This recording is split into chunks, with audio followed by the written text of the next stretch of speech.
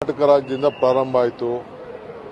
Freedom park ಪ್ರಾರಂಭ ಆಗಿ ಈಗ ನಮ್ಮ ರಾಮಲೀಲಾ ಮೈದಾನದಲ್ಲಿ ರಾಮ ನ್ಯಾಯವಾದಂಥ ಆಡಳಿತ ನಡೆಸ್ತಾ ಅಂತ ಅಲ್ಲಿಂದ ಸಂದೇಶ ಕೊಡಬೇಕು. ನೀವು ನ್ಯಾಯದಿಂದ ಆಡಳಿತ ನಡೆಸಿ ಅಂತೇಳಿ ಬಿಜೆಪಿಯವರಿಗೆ ನಾವು ಹೇಳ್ತಾ ಇದ್ದೀವಿ. ಸಂವಿಧಾನದ ಎಲ್ಲ ಪೋಸ್ಟ್ಗಳನ್ನೆಲ್ಲ ದುರುಪಯೋಗ ಆಗಬಾರ್ದು ಅನ್ನೋ ದೃಷ್ಟಿಯಿಂದ.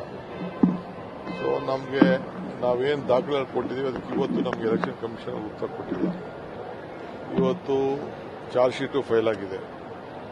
ಒಂದು ವೋಟು ಶಿಫ್ಟ್ ಮಾಡೋಕ್ಕೆ 800 ರೂಪಾಯಿ, ಅದು ಕೂಡ ದಾಖಲೆ ಎಲ್ಲ ಸಿಕ್ಕಿದೆ.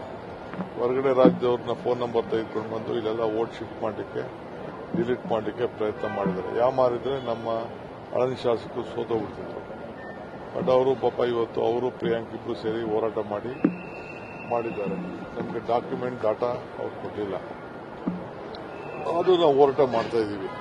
ಸೊ ತಮ್ಗೆ ನಾನು ಕೇಳೋದಿಷ್ಟೇ, ಈ ದೇಶದಲ್ಲಿ ನ್ಯಾಯ ಸಿಗಬೇಕು, ಮತದಾನಕ್ಕೆ ಹಕ್ಕು ಸಿಗಬೇಕು. ಆ ವಿಚಾರದಲ್ಲಿ ನಮ್ಮ ಸಂಪೂರ್ಣವಾದಂಥ ಹೋರಾಟ ರಾಹುಲ್ ಗಾಂಧಿಯವರ ಧ್ವನಿಗೆ ಶಕ್ತಿ ತುಂಬಬೇಕು.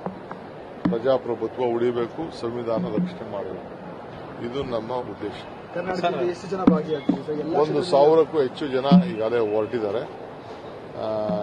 ಗುಲ್ಬರ್ಗ, ಬೀದರ್, ಮಂಗಳೂರು ಎಲ್ಲ ಕಡೆಯಿಂದನೂ ಹೊರಟಿದ್ದಾರೆ. ಬೆಂಗಳೂರಿಂದ ಹೊರಟಿದ್ದಾರೆ. ಟ್ರೈನಲ್ಲಿ ಕೆಲವರೆಲ್ಲ ಬುಕ್ ಮಾಡಿದ್ದೀವಿ. ಒಂದು 200 ಜನ ಅಷ್ಟು ಫ್ಲೈಟಲ್ಲಿ ವಿವಿಧ ಕಡೆಯಿಂದ ಬರ್ತಾ ಇದ್ದಾರೆ. ಒಂದು 8 ಜನ ಟ್ರೈನಲ್ಲಿ ಹೊರಟಿದ್ದಾರೆ. ಸರ್, ಈಗ ಡಿಸೆಂಬರ್ 6ಕ್ಕೆ ಶಿವಕುಮಾರ್ ಅವರು ಸಿಎಂ ಆಗ್ತಾರೆ ಅಂತ ಹೇಳಿದ್ದಾರೆ. ಇಕ್ಬಾಲ್ ಮಾತು ಯಾರು ಗಣನೆಗೆ ತಗೋಬೇಡಿ, ಸೀರಿಯಸ್ ಆಗಿ ತಗೋಬೇಡಿ.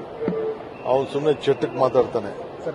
ಇಕ್ಬಾಲ್ ಆಸೆ ಯಾರಿಗಾರು ಇರ್ಲಿ, ಇಕ್ಬಾಲ್ ಮಾತ್ರ ಸೀರಿಯಸ್ ತಗೋಬೇಡಿ. ಸರ್